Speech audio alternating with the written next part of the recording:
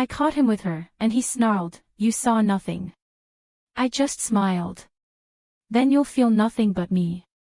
One switch in his lube, and suddenly they couldn't part, doctor sweating, guests gasping, him whimpering. My revenge was as sweet as honey. Can you even imagine finding out your millionaire husband wasn't just cheating, but doing it with your brother's fiancée?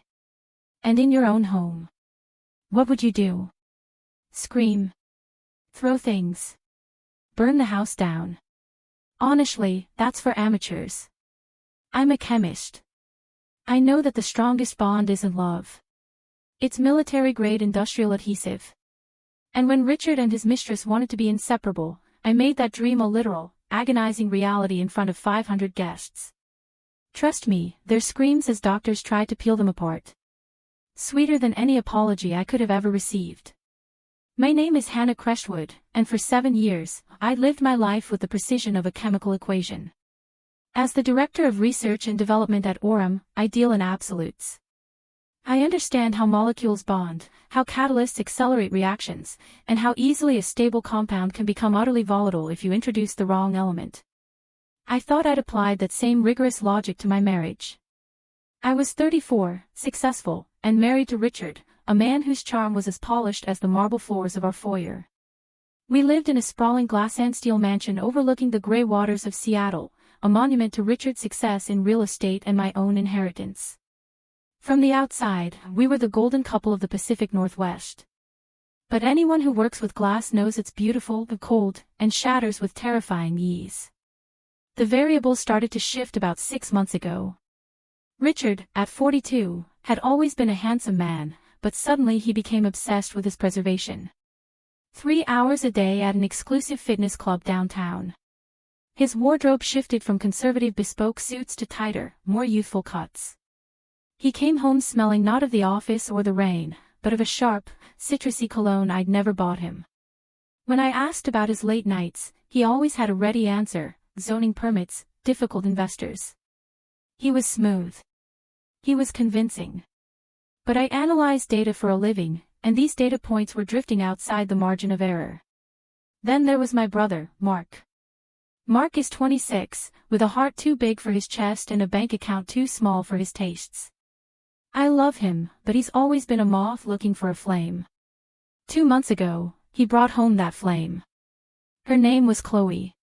Chloe was 23, platinum blonde, with wide, innocent eyes that seemed to sharpen into calculator screens whenever they swept over our living room furniture. Mark was head over heels, babbling about soulmates. When they came over for dinner, I watched her. I watched how she touched the silk drapes. I watched how she asked Richard about the square footage of the guest house. She wasn't just a guest, she was an appraisal agent in a cocktail dress. The real catalyst, though, the one that ignited everything, came on a rainy Tuesday evening. It was so mundane, almost insulting in its simplicity. Richard had come home late again, claiming a board meeting, yet he was carrying his gym bag. He tossed it carelessly onto the bench at the foot of our bed before hopping into the shower, whistling a tune I didn't recognize. I'm a creature of habit. I like order.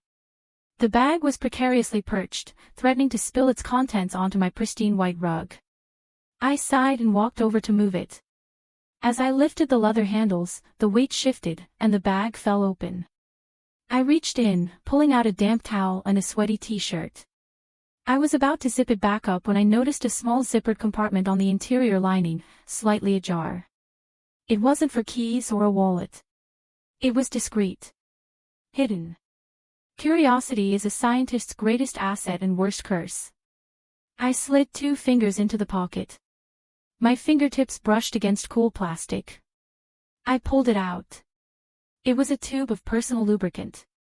Not just any lubricant, but a boutique, imported brand that cost upwards of $80 a bottle.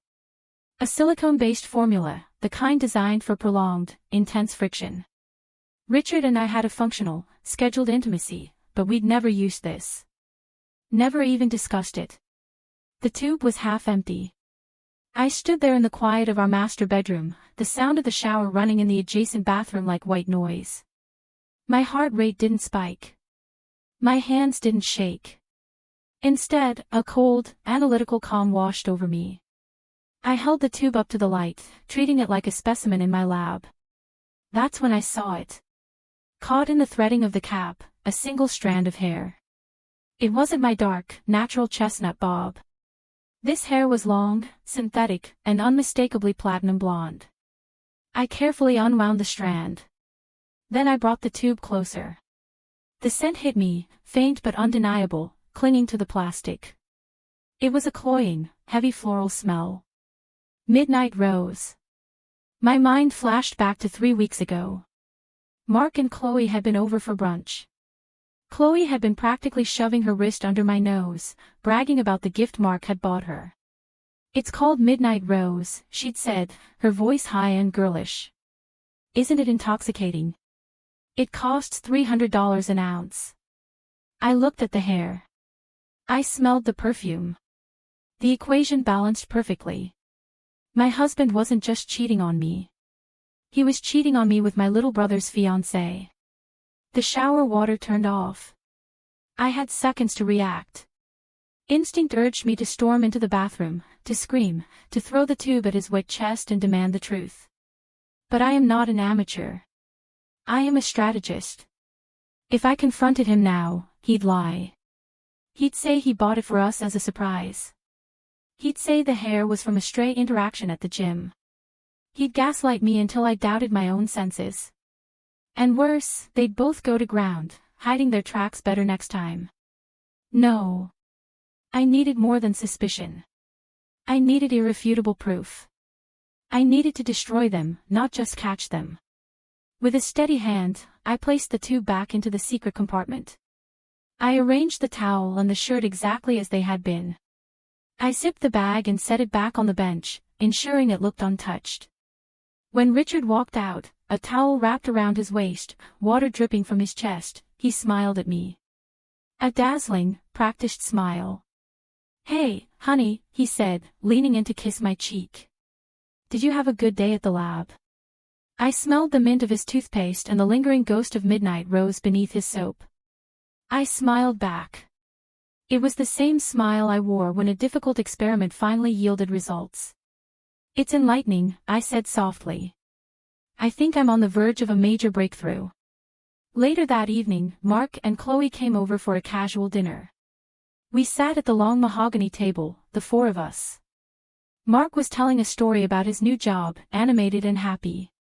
I sat at the head of the table, sipping my wine. Saying nothing. I watched Richard's hand rest on the table. I watched Chloe's foot slide out of her heel under the table. I saw the way their eyes met when Mark looked down to cut his chicken, a quick, hungry dart of a glance that lasted less than a second but spoke volumes.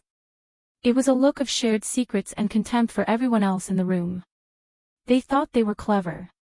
They thought I was the boring, oblivious scientist wife, too buried in my beakers to notice the chemistry changing in my own home. They were wrong. They had introduced a foreign agent into my environment. And now I was going to study them. I would observe their behavior, map their patterns, and when the time was right, I would introduce a reaction they would never survive. I took another sip of wine. The liquid was dark and rich, masking the bitter taste of betrayal in my mouth. The game had begun, and they didn't even know they were playing. Hypothesis formation is the easy part of science. Data collection is where the real work begins. In my laboratory at Orem, I oversee experiments that require absolute stability and constant monitoring. If a single variable fluctuates, months of work can be ruined. I realized that to catch Richard and Chloe, I had to treat my own home not as a sanctuary, but as a contaminated testing ground. My husband and my brother's fiancée were no longer family. They were lab rats, and I needed to study their behavior in their natural habitat. The first step was digital surveillance. Richard has always been technically incompetent. He treats his smartphone like a magic wand, assuming it simply works. This made him vulnerable. On a Wednesday morning, while he was in the shower, I took his phone from the nightstand. It took me less than 3 minutes to bypass his 4-digit passcode, his birth year, naturally, and install a piece of monitoring software I had modified from a corporate espionage tool. I disguised the app icon as a mandatory system security update and hid it deep within a folder of utilities he never opened. From that moment on, every text message, every call log, and every keystroke he made was mirrored directly to a secure server I accessed via my tablet. Next came the visual confirmation. I took a half-day off work, telling my assistant I had a migraine. The house was empty. I moved through the rooms with a tool belt instead of a briefcase. In the home office, I installed a pinhole camera inside the motion sensor of the alarm system. It gave me a wide-angle view of the desk and the leather sofa. But the most critical location was the guest suite. Mark and Chloe stayed over almost every weekend, claiming it saved them the drive back to their small apartment. I placed a high-definition microcamera inside the ventilation grate directly above the bed. It was undetectable unless you were standing on a ladder with a flashlight, and I knew neither of them would be looking at the ceiling for structural flaws. The data began to stream in immediately, but the first significant pattern emerged 2 days later. Mark had gone to a suit fitting for the wedding, a process that would take at least 2 hours. Chloe had declined to go, telling him she wanted to come over to our house early to discuss floral arrangements with me. The only problem was that I was still at work, a fact she knew perfectly well. I sat in my office at Orem, the glow of my monitors illuminating the darkened room. I opened the secure feed. My heart was beating with a steady, dull rhythm against my ribs. On the screen, I saw the interior of my home office. Richard was sitting at his desk, pretending to look at blueprints. The door opened, and Chloe walked in. She wasn't carrying a binder of floral designs. She was wearing a short tennis skirt and a tight crop top. Despite the fact that she had never held a racket in her life, she walked over to Richard, and he spun his chair around to face her. There was no hesitation, no awkward greeting. She simply straddled his lap. I adjusted the volume on my headphones. The audio feed was crystal clear. "Is the idiot gone?"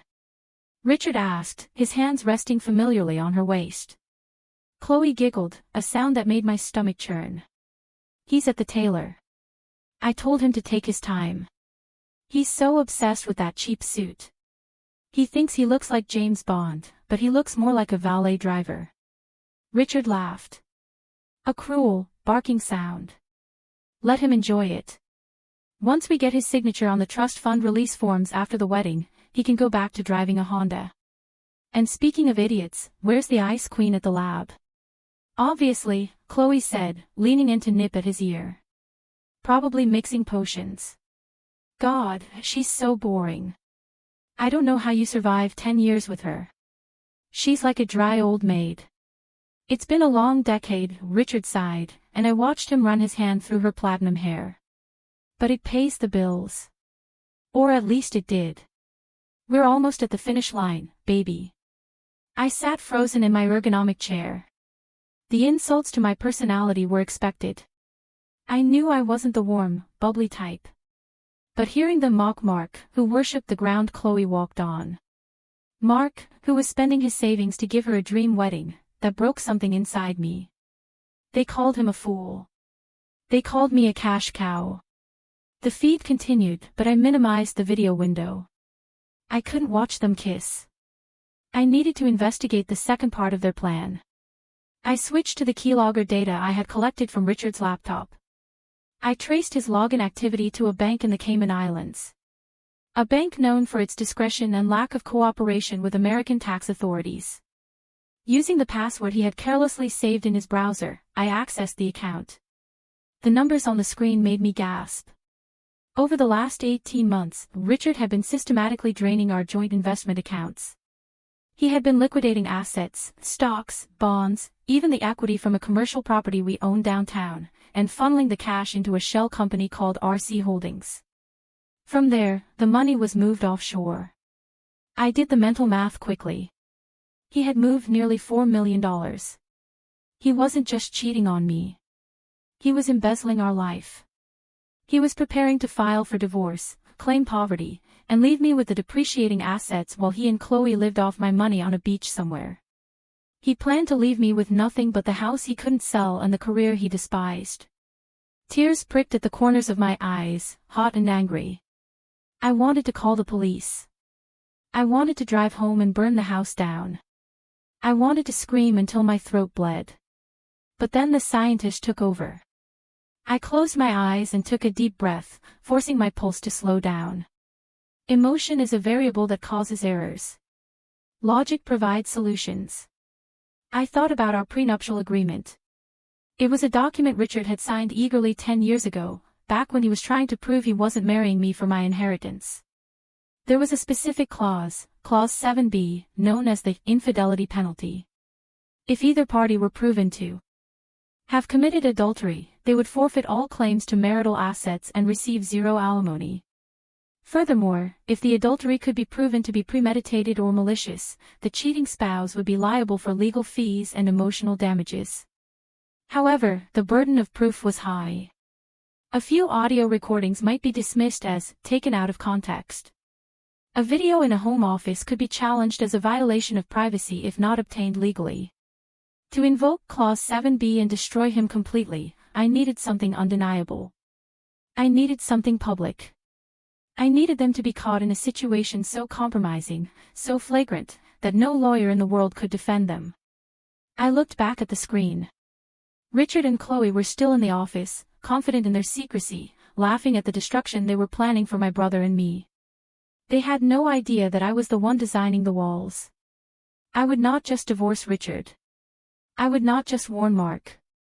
I would wait. I would let them think they had one. And then I would orchestrate a finale that would cost them everything. I closed the laptop and picked up my phone to text Mark, "Hey, just checking in. Hope the suit fitting went well. Dinner at our place this weekend." I hit send. The trap was set. Now I just had to prepare the bait. The human brain is a delicate electrochemical machine. As a chemist, I know that even a microgram of a foreign substance can alter perception, memory, and reality itself. For the past month, I had begun to fear that my machine was breaking down. I was forgetting simple formulas I had known since graduate school. During board meetings, the walls of the conference room would seem to breathe, expanding and contracting. I felt a constant low-level fog wrapping around my thoughts, making me stumble over words and lose hours of time. Richard was so supportive during these episodes.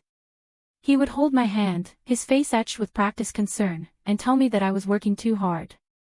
He suggested that perhaps the stress of my position was triggering an early onset of the dementia that had plagued my grandmother. He started attending my doctor appointments, speaking over me, describing symptoms I wasn't sure I had, painting a picture of a woman on the edge of a nervous breakdown. I had started to believe him. I had started to doubt my own sanity. But now, with the knowledge of his infidelity, the lens through which I viewed his care shattered. Suspicion is a powerful antidote to confusion. The morning after I discovered the lubricant, Richard handed me my daily regimen of supplements, a ritual he had insisted on taking over 3 months ago to help me optimize my health. I looked at the small ceramic dish. There was a multivitamin, a fish oil capsule, and 2 white oblong pills that he claimed were a high-end herbal blend for cognitive function. "Drink up, darling," he said, kissing my forehead. "You have a big presentation today. You need your focus." I swallowed the water but palmed the 2 white pills, slipping them into the pocket of my blazer. At Orem, I didn't go to my office. I went straight to the mass spectrometry lab. I ground the white pills into a fine powder and ran a full chemical analysis. I stood there watching the peaks and valleys of the graph appear on the monitor, my blood running cold. The pills were not herbal. They were a synthetic derivative of psilocybin mixed with a mild sedative. It was a cocktail designed to induce confusion, mild visual hallucinations, and memory gaps without causing a full psychedelic trip. They were drugging me. The realization hit me with the force of a physical blow. This wasn't just about sex or boredom. This was a systematic dismantling of my mind. Richard wasn't waiting for a divorce settlement. He was building a case for legal incapacitation. If he could prove I was mentally unstable, he could gain power of attorney. He could commit me to a facility and take control of my entire estate, my voting rights at the company, my freedom. He didn't want to leave me. He wanted to erase me. I sat in the sterile light of the lab, trembling, not from fear, but from a rage so cold it felt like liquid nitrogen. I needed to know the full extent of their depravity. I needed to know if this was Richard's idea or hers. That evening, I found my answer in the living room. Chloe had left her iPad on the coffee table. It was locked, of course, but Chloe was lazy. I noticed greasy fingerprints on the screen, tracing a distinct Z pattern. I replicated the swipe. The device unlocked. She had left her Notes app open. It was functioning as a digital diary synced to the cloud, a testament to her narcissism. She documented everything, her shopping sprees with Richard's stolen money, her mockery of my fashion sense, and their detailed timeline. I scrolled back 3 months. The Ice Queen took the bait today, one entry read. She thinks she's just tired. Richard is amazing. He swapped the bottles perfectly. By Christmas, we'll have her in the padded room at St. Mary's. I already picked out the redecoration plans for the master bedroom. Goodbye, beige. Hello, velvet. My stomach turned, but I forced myself to keep reading. I needed to see if Mark was safe. I scrolled to an entry dated 2 weeks ago, titled The Brother Problem. Mark is becoming annoying, Chloe had written. He wants to use the wedding money for a down payment on a house. As if I'm going to live in a suburb with him. Richard says we have to keep him sweet until the wedding, but after, we can't have him sniffing around when Hannah is locked up. Richard knows a guy who can arrange a car accident. Nothing fatal, just enough to break a few legs. Or maybe a spinal injury. If Mark is crippled, Hannah will be too distraught to fight the conservatorship. She'll collapse completely. 2 birds, 1 stone. I dropped the iPad onto the sofa cushion as if it were a venomous snake. The air in the room felt suddenly thin. I gasped for breath. They were not just thieves. They were not just cheaters. They were monsters. They were planning to physically maim my sweet, naive brother just to accelerate my mental decline. They viewed Mark as collateral damage, a pawn to be broken to secure their payday. I looked at my reflection in the darkened window. The woman staring back at me was no longer the confused, tired wife. She was something ancient and terrifying. For weeks, they had been gaslighting me, manipulating my reality to make me feel small and crazy. They wanted a crazy woman. I would give them one, but not the one they expected. I carefully wiped the iPad screen with the hem of my shirt to remove my prints and placed it back exactly where I found it. I went to the kitchen and retrieved the bottle of hallucinogens from the back of the pantry where Richard hid them. I didn't flush them. I didn't throw them away. I palmed the pills every morning, pretending to swallow them, but instead, I stored them in a sealed vial hidden in my lab. I replaced the ones in his bottle with aspirin. Lookalikes only when I knew he was watching. But tonight, I made sure the bottle in his bag was the original, full of the poison he intended for me. From now on, I would be taking aspirin. My mind would be sharp. My focus would be razor thin. But I would continue to act the part. I would feign the headaches. I would pretend to forget names. I would let them think their poison was working, lulling them into a false sense of security. They wanted to destroy my mind to get my money. I decided then and there that I would not just stop them. I was going to use my mind, my clear, brilliant scientific mind, to dismantle their lives piece by piece. I would not just divorce Richard. I would not just expose Chloe. I would ruin them so thoroughly that they would wish they had never learned to spell my name. The time for observation was over. The experiment had moved to the volatility phase, and I was about to become the most unstable element in their universe. The Orem facility at 2 a.m. is a cathedral of silence and steel. While the rest of the city slept, or, in Richard and Chloe's case, likely plotted my demise, I swiped my security badge at the heavy blast doors of Sector 4. This was my domain. The air here was scrubbed clean, smelling of ozone and sterilized glass, a stark contrast to the cloying scent of deception that had permeated my home. I walked past the rows of dormant centrifuges and mass spectrometers, my heels clicking rhythmically against the epoxy floor. I was not here tonight as a corporate director. I was here as an architect of justice. In my pocket, I carried a small plastic vial containing a sample I had extracted from the lubricant tube in Richard's gym bag earlier that evening. I placed it under the fume hood and began my analysis. The first step was to deconstruct the enemy. I needed to know exactly what Richard and Chloe were using so I could create a counterfeit so perfect that they would never suspect a thing until it was too late.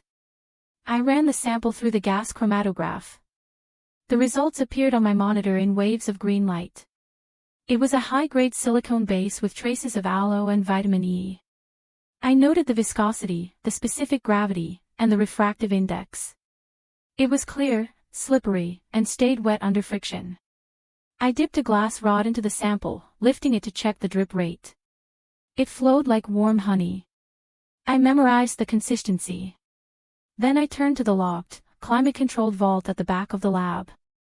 This was where we stored the prototypes, the dangerous compounds that were still years away from FDA approval or patent registration. I keyed in my override code, and the heavy door hissed open. I bypassed the shelves of agricultural pesticides and pharmaceutical precursors and went straight to the industrial adhesive section. I pulled out a heavy canister labeled Project Leviathan. Technically, the substance inside was a cyanoacrylate hybrid we were developing for the Navy. It was designed for deep-sea salvage operations, specifically for patching hull breaches on submarines under extreme pressure. We called it Polygrip 5000 in the lab, but that name didn't do justice to its horrifying efficiency. I poured a measure of the raw adhesive into a beaker. In its current state, it was a thick blue paste that smelled like burning rubber. That would not do. I needed to refine it. I set up a distillation apparatus, heating the compound to strip away the colorants and the odor markers. It took 2 hours of careful monitoring, watching the temperature gauge hover at exactly 300 degrees Celsius. When it cooled, the liquid was as clear as water and completely odorless. But the most critical modification was the trigger mechanism. Regular superglue dries upon contact with air. That was too fast. If it dried the moment they applied it, they would know something was wrong immediately. I needed a delay. I needed them to be fully committed to the act before the trap sprang. I added a retarding agent to the mixture, a thermal reactive polymer that remained inert at room temperature. It would only begin its cross-linking process when exposed to temperatures above 98 degrees Fahrenheit, human body temperature, combined with the kinetic energy of friction. I tested a small drop on a synthetic skin pad, rubbing it rhythmically with a heated probe. For the first 4 minutes and 50 seconds, it remained slick, indistinguishable from the luxury lubricant Richard preferred. It was smooth. It was silky. Then the timer hit the 5-minute mark. On the screen of the electron microscope, the molecular structure shifted violently. In real time, the liquid seized. It didn't just dry. It fused. It became a solid, rubberized bond that was stronger than the material it was attached to. I tried to pull the probe away from the pad. It was immovable. I applied 50 pounds of force. The synthetic skin tore around the bond, but the bond itself held firm. It was perfect. I looked at the beaker of clear liquid. It was a weapon of mass humiliation. Once this compound set, it was impervious to water, soap, oil, or alcohol. Richard and Chloe could scrub until they bled, but they would never get it off. Of course, I wasn't a murderer. I didn't want them attached forever, just long enough to ruin them. I moved to a separate station to synthesize the antidote. The Polygrip 5000 had only one chemical weakness, a highly specific solvent based on a volatile organic compound we used to clean industrial vats. I mixed a small batch of the solvent, diluting it with a numbing agent, because the chemical reaction of dissolving the glue generated significant heat. Even with the numbing agent, the separation process would feel like a chemical burn. It would be excruciating. I bottled the solvent in a plain medical vial and labeled it Solution B. I placed it in my purse. This was my insurance policy, the key that only I possessed. By the time I finished, the sun was beginning to bleed through the blinds of the east-facing windows. I poured the modified Polygrip 5000 into a syringe. I drove home in the gray light of dawn, the adrenaline keeping me awake. The house was quiet. Richard was asleep, snoring softly, dreaming of his stolen millions. I crept into the master bathroom and retrieved the gym bag. With the steady hands of a surgeon, I removed the expensive lubricant tube. I used the syringe to extract the remaining genuine product, emptying the tube completely. Then I injected my creation. I filled the tube to the exact weight it had been before. I even added a single drop of midnight rose perfume oil that I had purchased online, just to ensure the scent profile was identical to what they were used to. I screwed the cap back on, wiping away any fingerprints. I placed the tube back in the secret compartment of the bag. It was done. The weapon was armed and loaded. Later that morning, as I drank my coffee and pretended to read the news on my tablet, I looked over the schedule for the weekend. The engagement party for Mark and Chloe was in 2 days. It was going to be the social event of the season. We had rented a marquee for the lawn, catered by the best chef in Seattle, and invited over 500 guests, including Richard's business partners, local politicians, and the press. It was the perfect stage. "Richard," I called out as he walked into the kitchen, looking refreshed and dangerously handsome. "Yes, darling?" he asked, pouring himself a glass of orange juice. "I was thinking about the party on Saturday," I said, keeping my voice light and breezy. "Since the contractors are still working on the security system in the East Wing, maybe we should lock the master bedroom. We don't want guests wandering in." Richard paused, the glass halfway to his mouth. I saw the gears turning in his head. He was thinking exactly what I wanted him to think. A locked room, a forbidden zone, a thrill. "Don't worry about it," he said with a wink that made my skin crawl. "I'll make sure the door is secure. No one will disturb us." He had no idea how right he was. No one would disturb them. And once they were inside, no one would be able to help them either. I took a sip of my black coffee.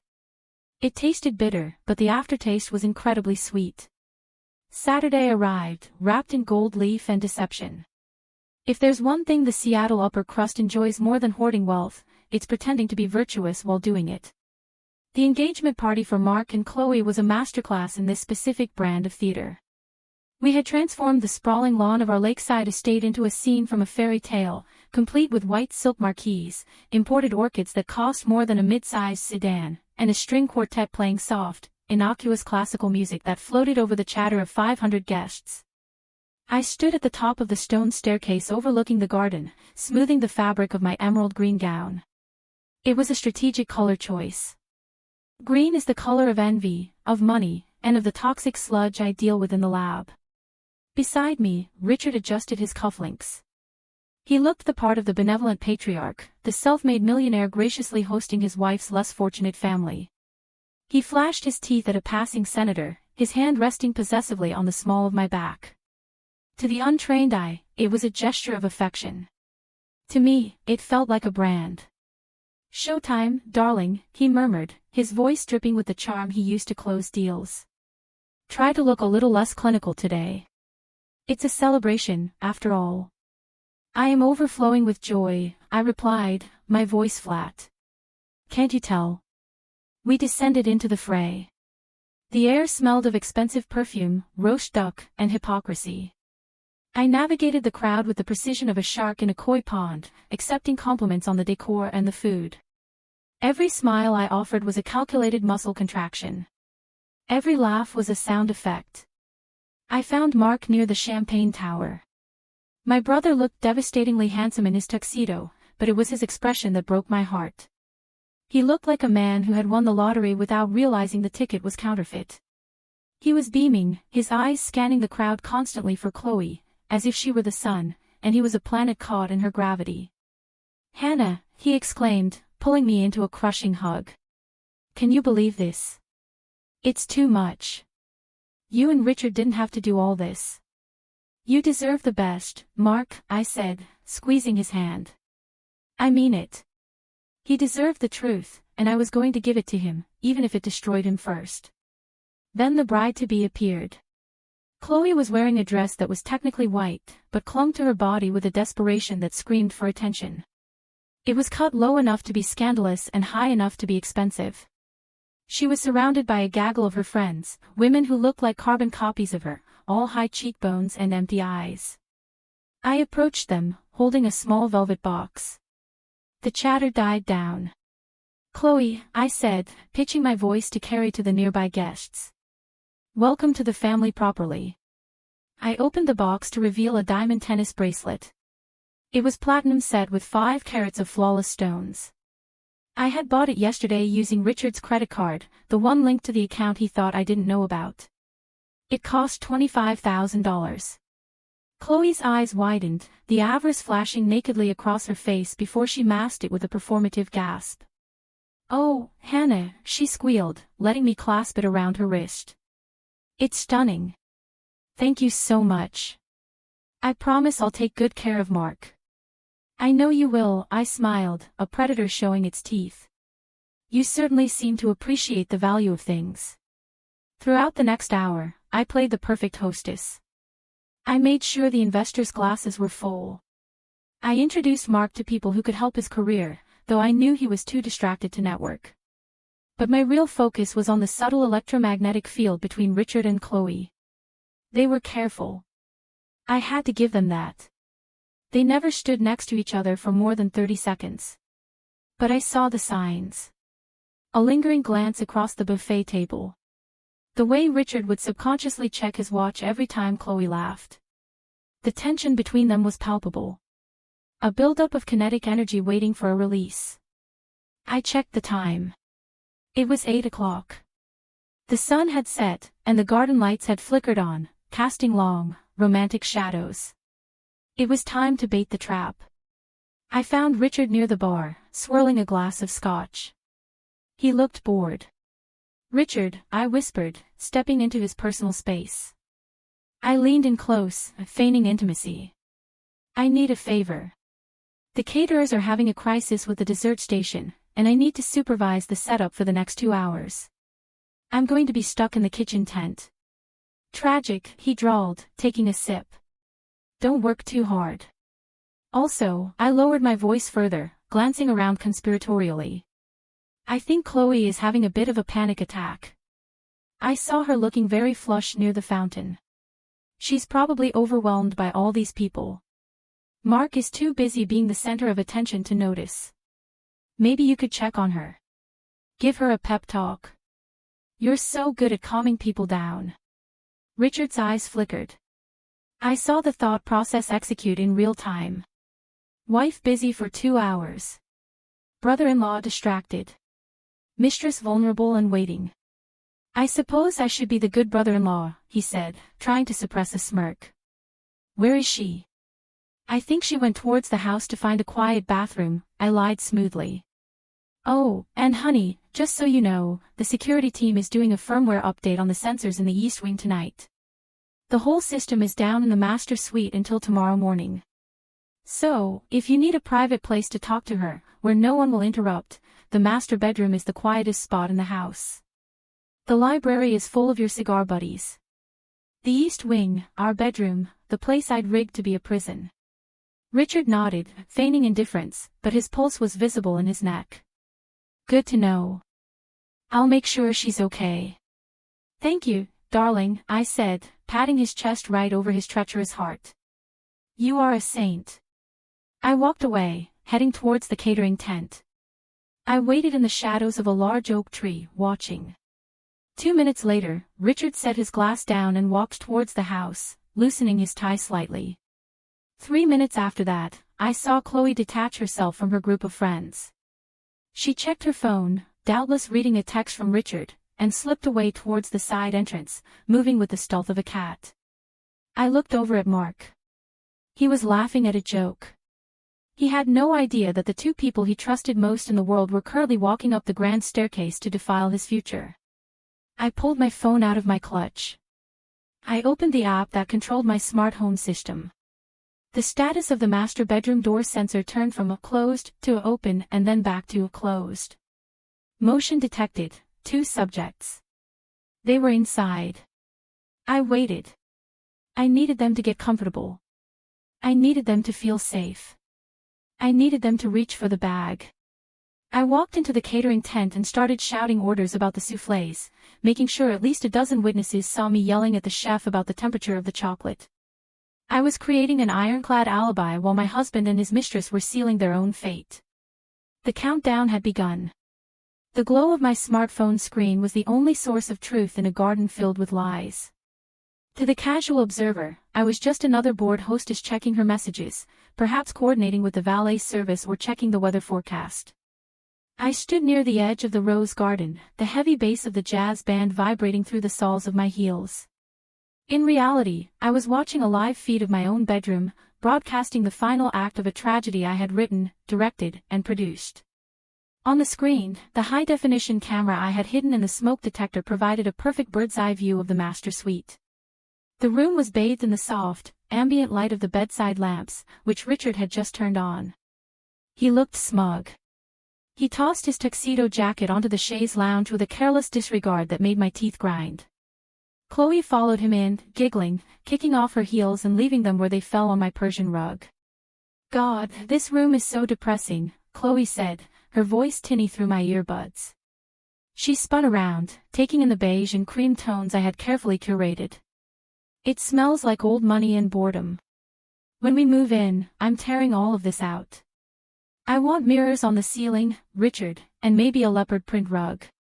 "You can have whatever you want, babe," Richard replied, loosening his tie and moving toward her. "Once the deal is done and Hannah is out of the picture, this whole house is your playground. But for now, let's get in the bed, shall we? I've been wanting to do this ever since we bought the place." I took a slow, deliberate sip of my wine. The audacity was breathtaking. They were not just desecrating my marriage, they were already redecorating my home in their minds. Richard walked over to the gym bag he had accidentally left on the bench earlier that day. He unzipped the side pocket and pulled out the tube. My breath hitched in my throat. It was the moment of truth. He looked at the tube, flipped the cap open, and squeezed a generous amount of the clear gel onto his palm. He rubbed his hands together. "New formula?" Chloe asked, glancing at the tube. "Same brand, just a fresh bottle. Smells good, right? Like that perfume you wear." "Midnight Rose," she purred. "You're so thoughtful." I checked the timer on my watch. 0 minutes. I watched as they fell onto the bed, a tangle of limbs and deceit. I forced myself to watch, not out of masochism, but out of scientific necessity. I needed to verify the contact points. I needed to ensure the thermal reaction was initiated. The Polygrip 5000 required sustained body heat and friction to begin the cross-linking process. 1 minute passed. They were laughing, whispering cruel things about Mark and me between kisses.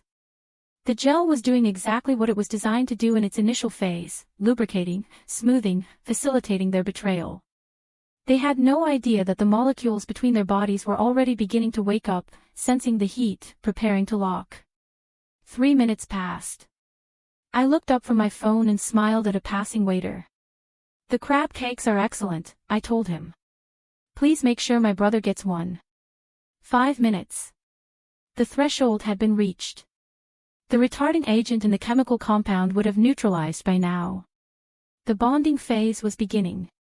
It was time to close the cage. I opened the security app on my phone. My thumb hovered over a red icon labeled Master Suite Lockdown. This was a custom protocol I had programmed into the system myself. It didn't just lock the door. It engaged heavy-duty steel deadbolts on the main door, the bathroom door, and the balcony access. It also lowered the hurricane-proof shutters over the windows, sealing the room completely. I pressed the button. Through the earbuds, I heard the heavy, mechanical thud-thud-thud of the locks engaging in rapid succession. It sounded like a prison cell slamming shut. On the screen, Richard paused. He looked toward the door. "What was that?" Chloe asked, her voice breathless. "Just the security system," Richard said, though he sounded uncertain. "Hannah said they were doing maintenance. It probably just reset. Ignore it." He tried to move to adjust his position. That's when the first variable shifted. On the screen, I saw Richard frown. He tried to pull back, to create distance between his body and hers. He could not. "Wait," he grunted. "Hang on a second." "What are you doing?" Chloe complained. "Don't stop. I'm trying to move," Richard said, his voice rising in pitch. "It's sticky. Really sticky. The Polygrip 5000 doesn't set like ordinary glue. It doesn't crack or flake. It becomes a unified, rubberized mass that mimics the elasticity of skin but possesses the tensile strength of steel. The more they moved, the more the friction accelerated the curing process. Richard pulled harder. I saw the skin on Chloe's hip stretch unnaturally, pulling with him. Ow! Chloe shrieked. Richard, stop. You're hurting me. You're pulling my skin. I'm not trying to. Richard yelled back, panic bleeding into his tone. I can't get off. It's like we're fused together. What did you use? Chloe screamed, batting at his chest. Get off me. It burns. It's the same stuff I always use. Richard roared. He braced his hands against the mattress and heaved backward with all his strength. The result was catastrophic. The bond held firm, but the surrounding tissue did not. They both screamed in unison. A raw, guttural sound of pure agony. The glue had set completely. They were no longer two people. They were a single biological entity, joined at the most sensitive point of contact. Oh. My God, Chloe sobbed, her hands flailing uselessly. It's stuck. It's stuck. Get it off. Get it off. I'm trying. Richard roared. He reached down, trying to pry them apart with his hands, but his hands were covered in the residue from when he applied the gel. As soon as he touched his own thigh and Chloe's stomach to get leverage, his fingers began to bond to the skin there, too. I watched in cold fascination. It was a chain reaction of stupidity. Every attempt to free themselves only created more points of adhesion. Richard's left hand was now glued to his own thigh. Chloe's right hand, which he had used to push against his chest, was now sticking to his pectoral muscle. They were becoming a grotesque statue of infidelity. Call someone. Chloe screamed, her voice bordering on hysteria. Richard, get your phone. Richard strained to reach the nightstand. His body contorted in pain. His fingertips brushed the device, but he could not grab it. He was tethered to her. I can't reach it, he yelled. The door. Go to the door. I can't walk, she wailed. If we move, it feels like my skin is ripping off. We have to try. Richard commanded. I watched them struggle to coordinate their movements. Like a three-legged race from hell, they shimmied inches across the bed, screaming with every small motion. They finally rolled off the edge of the mattress and hit the floor with a heavy thud, tangled in the sheets, limbs splayed, completely inseparable. They were trapped. They were naked. They were in agonizing pain. And they were locked inside a soundproofed room with hurricane shutters down. I closed the app on my phone and slipped it into my clutch. I took a deep breath of the cool evening air. The scent of jasmine and roses was sweet, but the scent of victory was intoxicating. I turned back to the party. The band was playing a waltz. I spotted Mark across the lawn, looking for me. It was time for the second act. The private screening was over. It was time to invite the audience. Mark. I called out, waving my hand and putting on my best mask of concern. Mark, have you seen Richard? I thought I heard a noise from the house. The trap had not just sprung. It had crushed them, and the night was still young. The jazz band was playing a smooth, lulling rendition of a classic standard, the saxophone notes drifting over the manicured lawn like smoke. Waiters in white tuxedo jackets wove through the crowd of 500 guests, topping off glasses of vintage champagne. The atmosphere was one of cultivated boredom and expensive leisure. To my left, a senator was laughing at a joke made by a tech CEO. To my right, my parents were boasting to a real estate developer about Richard's business acumen. It was a perfectly crystalline bubble of high society, and I was holding the needle. I stood near the periphery of the patio, my phone in my hand. The app was open to the audio control panel of the smart home system. I had already isolated the input feed from the master bedroom's high-sensitivity ceiling microphones. These mics were originally installed for voice command automation, capable of picking up a whisper from across the room. Now, they were picking up something far more primal. With a tap of my thumb, I selected the output zone, garden all speakers. I slid the volume fader to maximum. 1 second, the garden was filled with the gentle, rhythmic brush of drums and the hum of polite conversation. The next second, the night was torn apart. Ah! God! Stop moving. You're tearing me apart. The voice belonged to Richard. It boomed out of the 20 surround sound speakers, hidden in the landscaping rocks and hung from the oak trees. It was amplified to a deafening decibel level, distorting slightly at the edges, but unmistakable in its agony. The band stopped playing instantly. The saxophonist lowered his instrument, his mouth hanging open. 500 heads snapped up in unison. Conversation died. A heavy, stunned silence fell over the lawn, only to be broken immediately by another scream. This one higher and shriller. It burns. Oh my God, Richard. It's stuck. Get it out. Get it off. Chloe's voice echoed across the lake, bouncing off the water. The clarity was terrifying. Every sob, every gasp for air, was broadcast in high definition. I can't. Richard's voice roared back, sounding guttural and panicked. It's like superglue. We're fused. Don't pull away. The crowd stood frozen. People were exchanging bewildered, terrified glances. The context was missing. And in that void, their imaginations ran wild. Was it a torture session? A medical emergency? A violent assault? I waited exactly 3 seconds, just long enough for the horror to set in, before I dropped my champagne flute. It shattered on the flagstone patio, the sound crisp and jarring. Richard! I screamed, throwing my hands over my mouth. I widened my eyes, channeling every ounce of panic I could muster. That's Richard and Chloe. Oh my God, someone is hurting them. Mark! Mark, who had been standing near the buffet table holding a plate of canapés, dropped the plate. His face went white. He sprinted toward me, his eyes wild with fear. Hannah, did you hear that? What is happening? He shouted, grabbing my shoulders. I don't know. I wailed, pointing a trembling hand toward the house. It sounds like, are they trapped? Is there a fire? We have to help them. Help me. Somebody, help us. Chloe's amplified scream ripped through the air again, sounding ragged and desperate. It hurts so much. Call 911. No, we have to get them out now. I yelled back, taking charge of the chaos. Mark, come with me. Dad.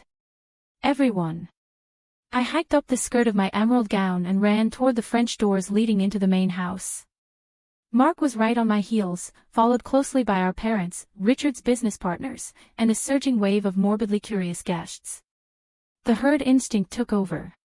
No one wanted to miss the disaster. We thundered through the hallway, a stampede of expensive shoes on hardwood floors. I could hear the panting of the people behind me, the murmurs of confusion and fear. Is there an intruder? My father asked, puffing as he ran beside me. I bet it's a kidnapping attempt, the senator speculated loudly from behind. We reached the double doors of the master suite.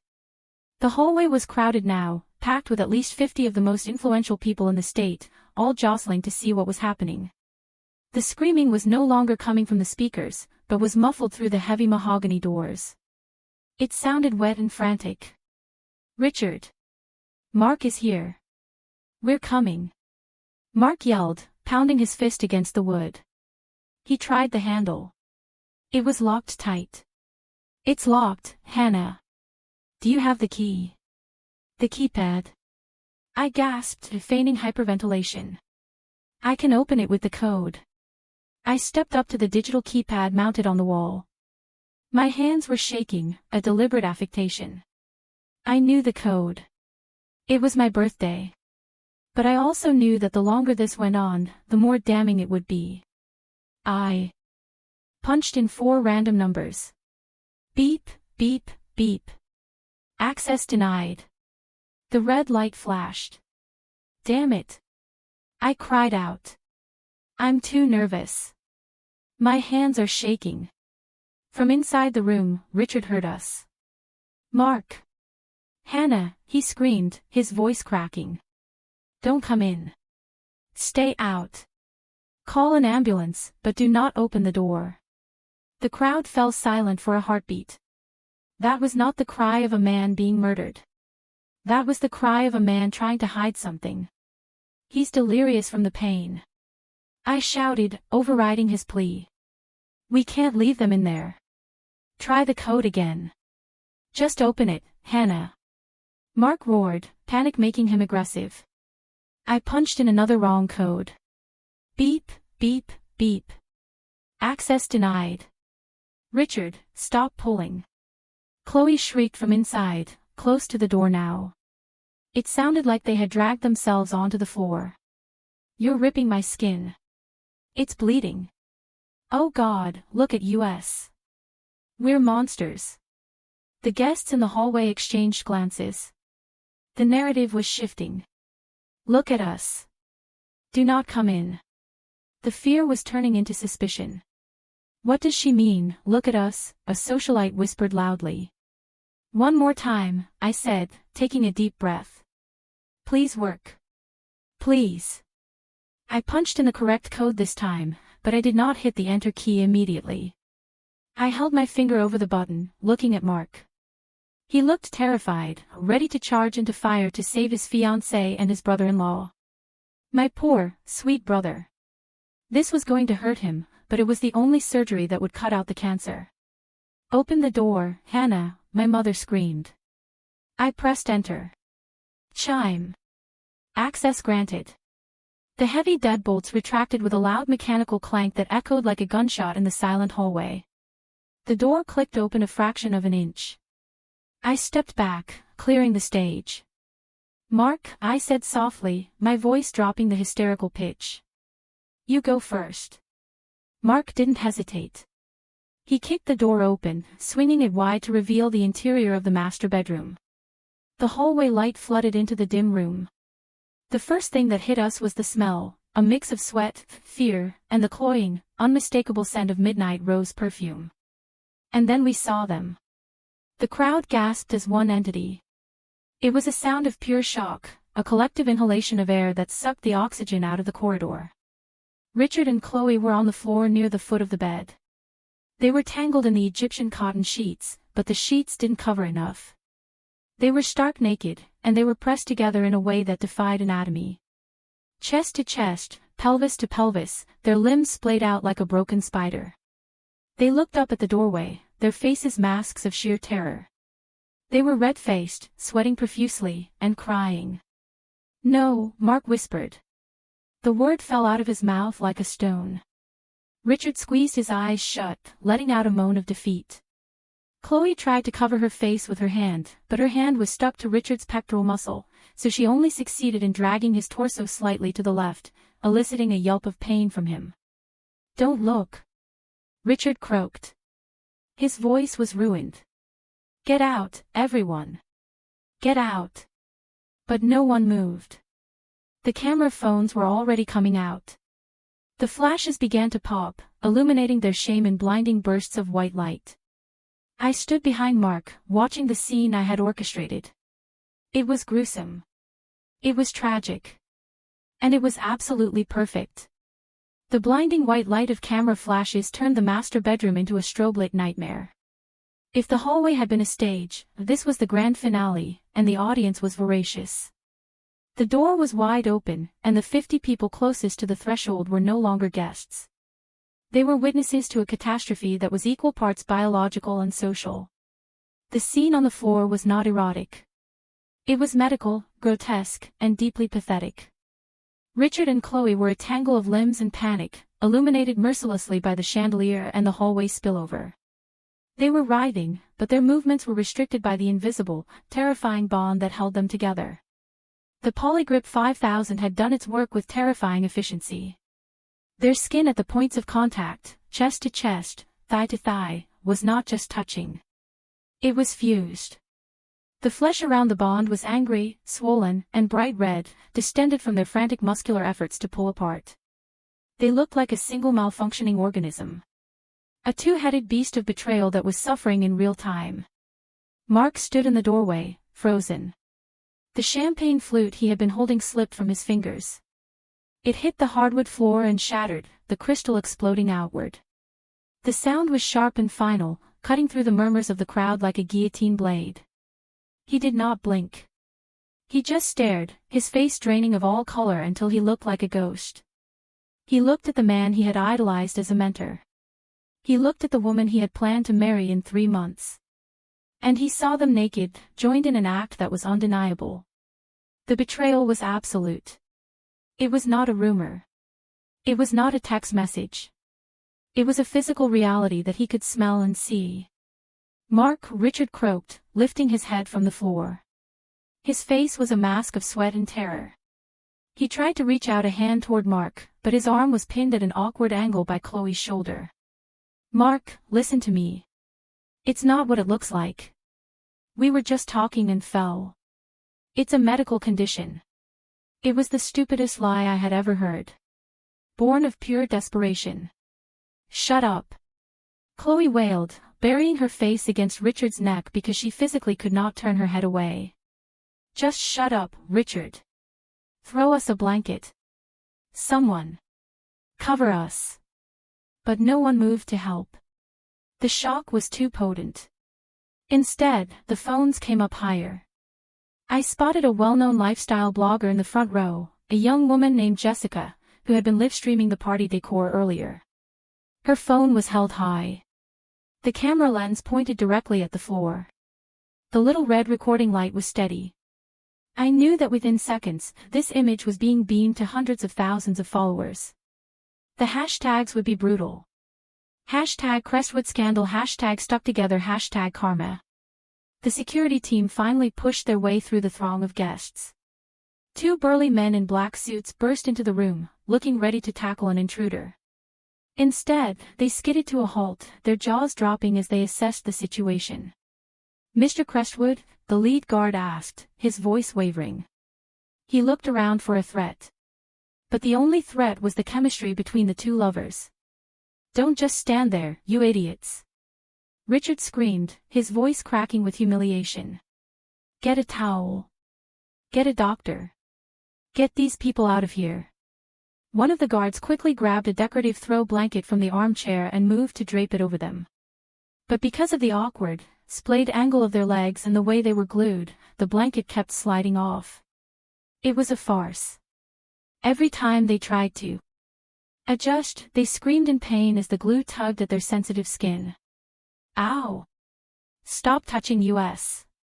Chloe shrieked at the guard. "It feels like my skin is ripping off." The guard backed away, hands raised in surrender. "Sir, I don't know what to do. You seem to be adhered." "Adhered?" Richard spat the word out.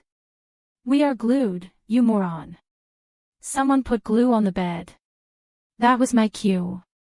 I stepped through the crowd, the sea of expensive tuxedos and gowns parting for me.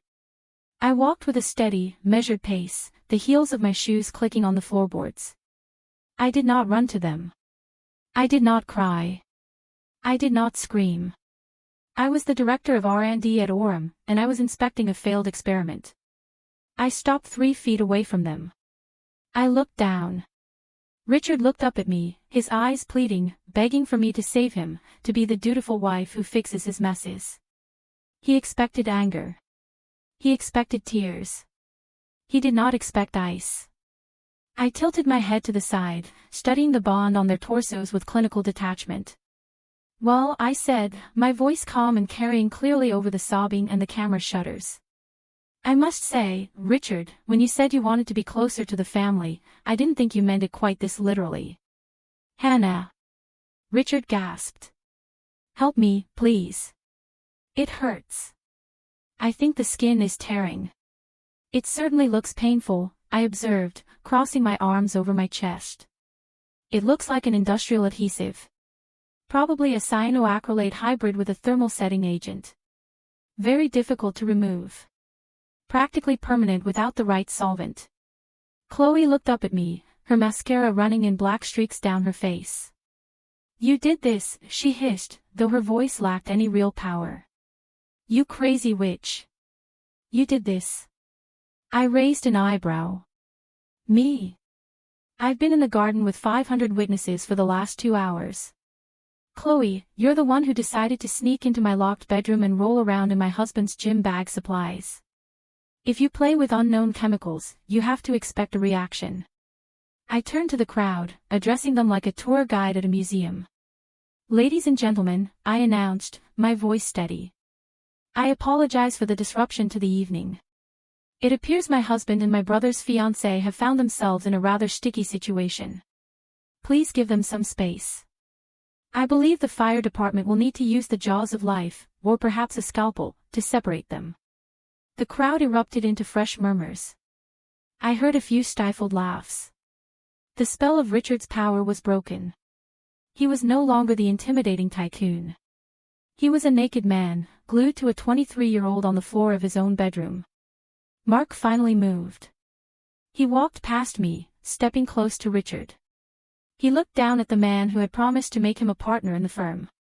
You called me an idiot, Mark said, his voice quiet and trembling with rage.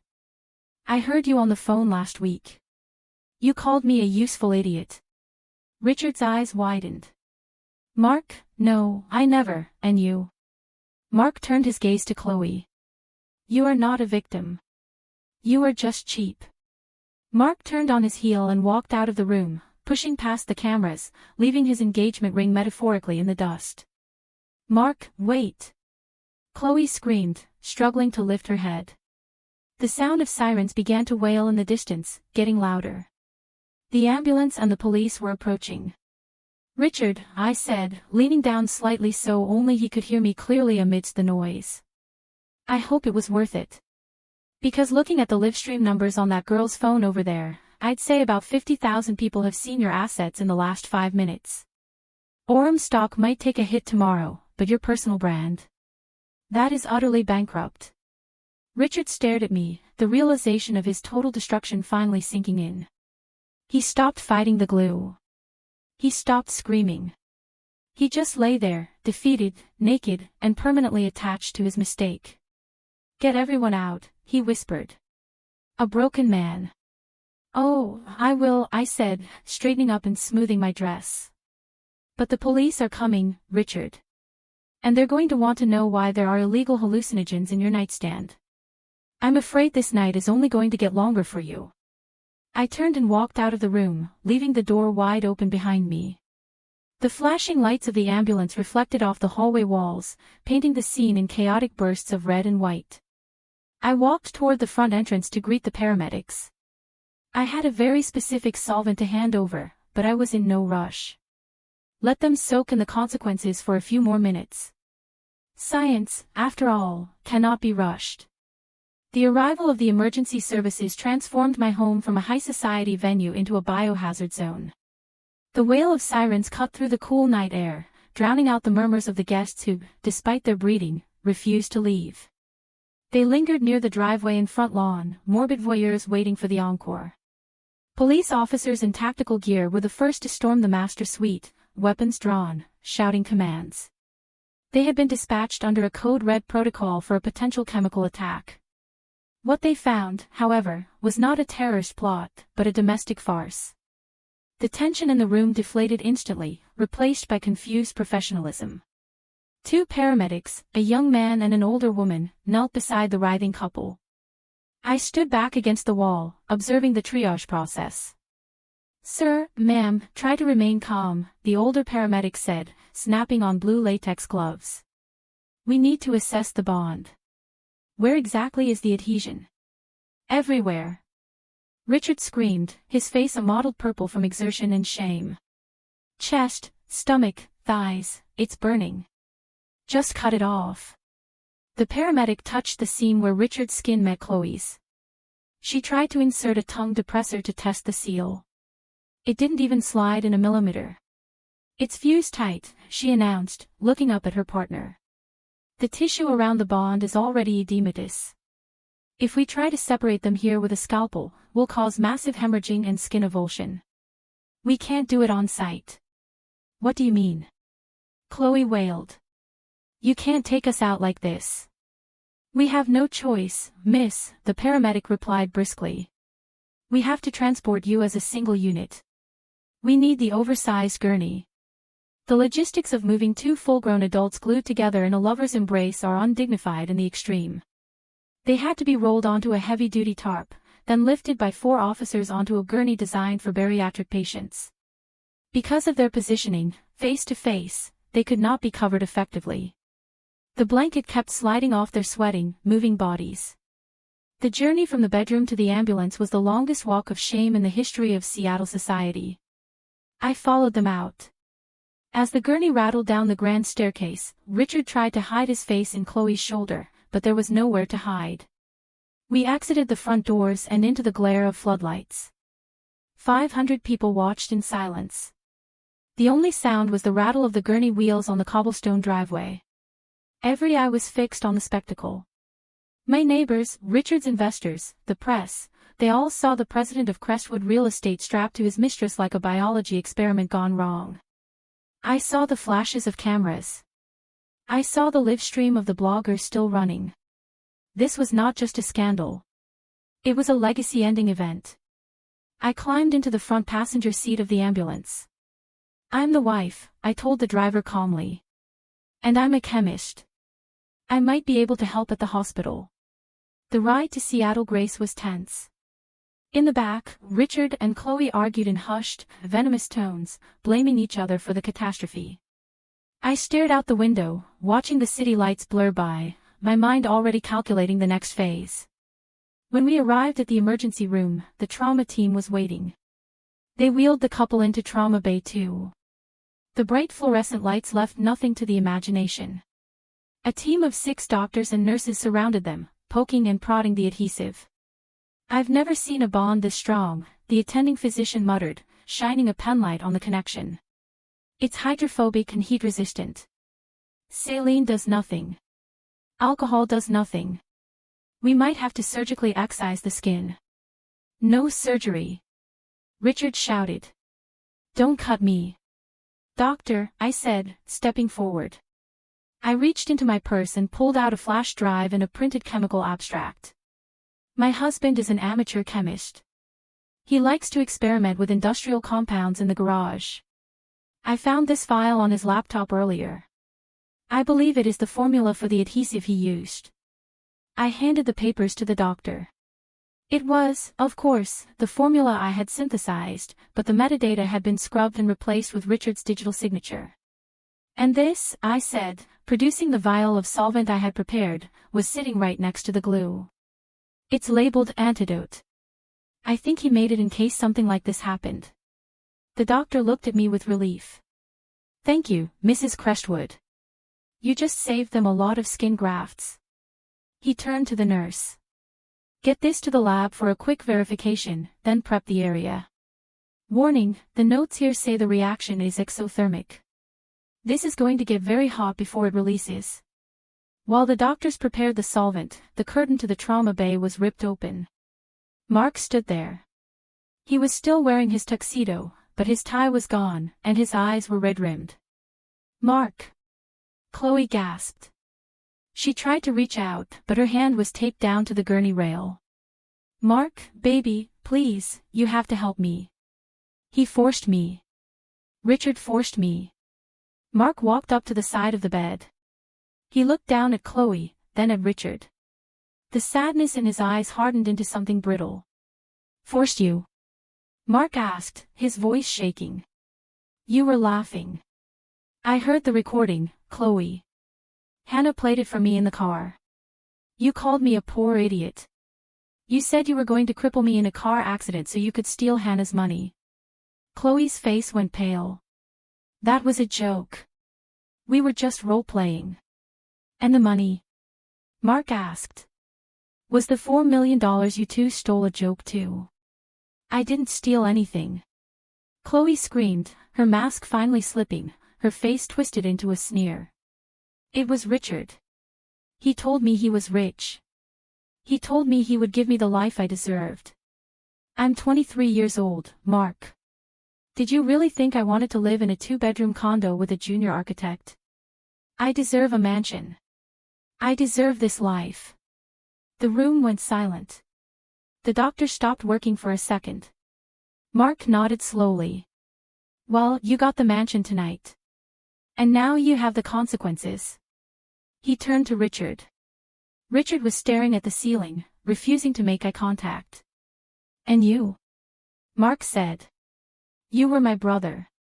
Richard opened his mouth to speak, perhaps to spin another lie, but he never got the chance. Mark pulled his arm back and delivered a slap so powerful it echoed off the tiled walls. It was an open-handed strike that snapped Richard's head to the side, leaving a bright red handprint on his cheek. That is for my sister.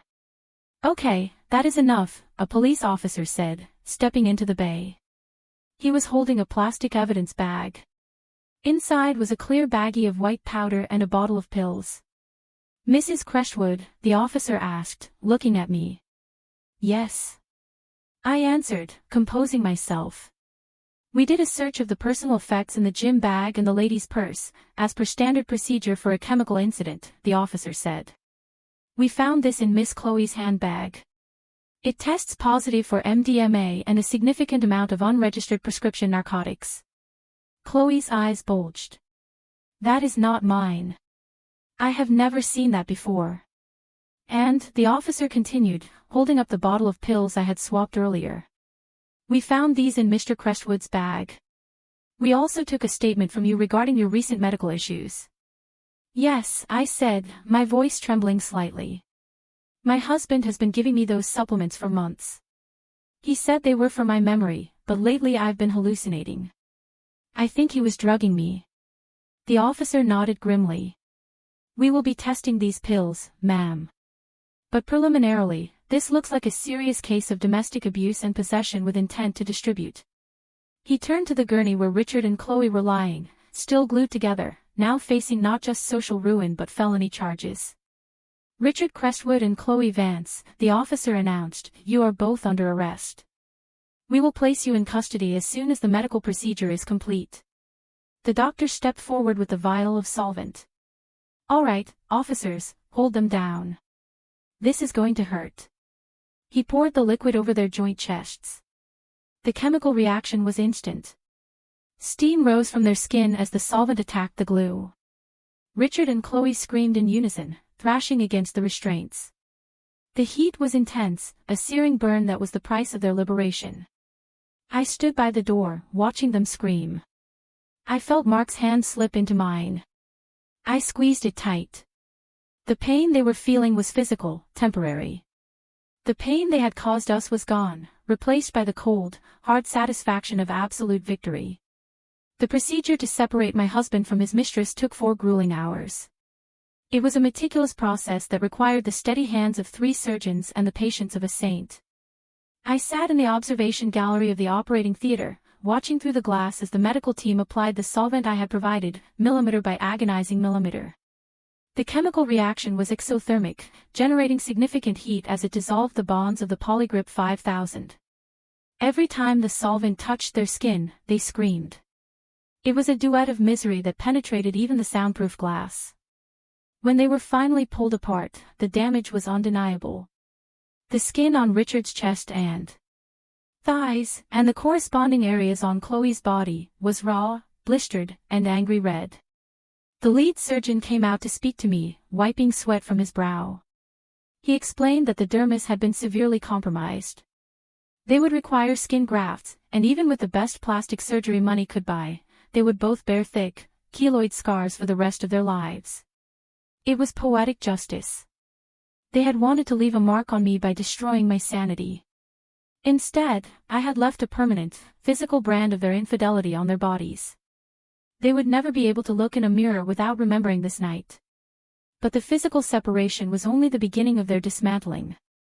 As soon as the anesthesia wore off and they were wheeled into separate recovery rooms, the real sharks began to circle. I had not been idle during the surgery. While they were under the knife, I had made 2 very important phone calls. One was to the local precinct captain, a man who owed Orem a favor for our donations to the Police Benevolent Fund.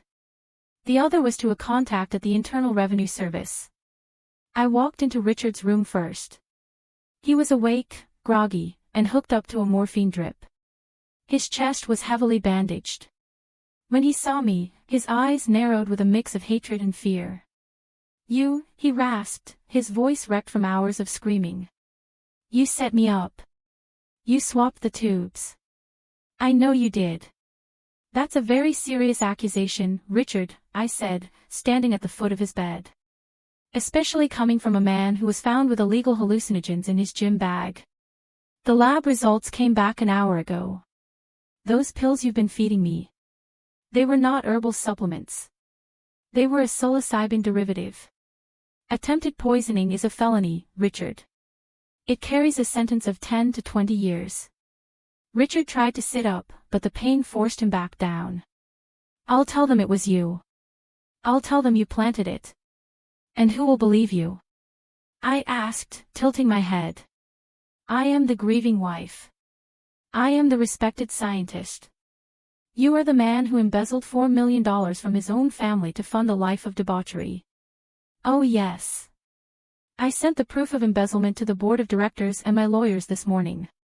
They obtained an emergency injunction an hour ago. Your accounts aren't just flagged, Richard, they are locked down pending a federal investigation. At that exact moment, the door opened. 2 uniformed officers stepped in, followed by a detective in a cheap suit. Richard Crestwood, the detective said, pulling a pair of handcuffs from his belt. You are under arrest. You have the right to remain silent. Richard looked at the handcuffs, then at me. Hannah, please. Don't let them do this. I can fix this. We can make a deal. There are no deals, I said coldly. Clause 7B of our prenuptial agreement.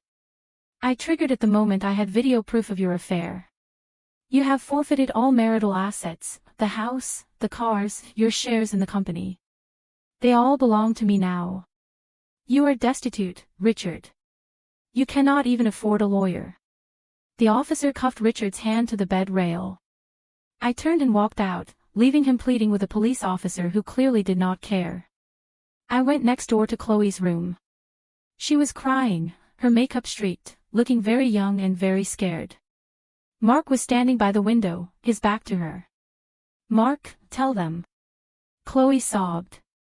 Tell them I didn't know about the drugs. Richard put them in my purse. It doesn't matter, Chloe, Mark said, his voice flat. He didn't turn around. The police found the text messages on your phone. The ones where you asked your dealer for the party favors.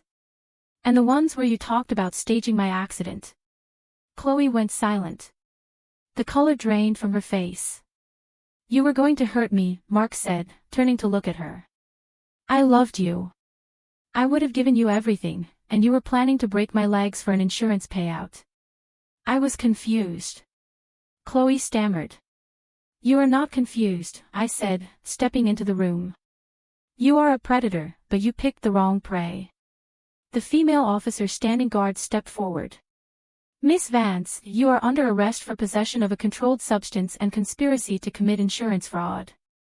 We also have outstanding warrants for credit card theft in 3 other states under your previous alias. Mark looked at me. Let's go, Hannah. I can't breathe in here. We walked out of the hospital room, leaving Chloe screaming for a second chance that would never come. We stood in the hallway, looking through the observation glass. In one room, Richard was shouting at his lawyer on the phone, his face twisted in ugly rage. In the other, Chloe was weeping into her hands. They were separated by a wall, but they were united in their total ruin. Mark took a deep breath and let it out slowly. Is it over? Yes, I said, adjusting the collar of my trench coat. The chemical reaction is complete. The volatile elements have been removed. I feel lighter, Mark admitted. Sad, but lighter. That is the feeling of freedom, I told him. Come on, I'll buy you a drink, and then tomorrow, we start building something real. No more lies. No more parasites. I looked back at Richard one last time. He caught my eye through the glass. He looked small. He looked pathetic. I didn't feel anger anymore. I didn't feel hate. I felt the cool, sterile satisfaction of a balanced equation. I had taken the chaos he introduced into my life and neutralized it. I smiled at him, a small, sharp smile that promised nothing but silence. Then I turned my back on him forever and walked down the hospital corridor, my heels clicking a steady rhythm on the linoleum. I was Hannah Crestwood. I was a survivor. And I had proven, once and for all, that while love might be fleeting, chemistry is absolute. Thank you so much for listening to this story of betrayal and calculated justice. What would you have done in my shoes? Or have you ever had to exact justice in your own unique way? Let me know in the comments below. I'm genuinely curious to hear your thoughts.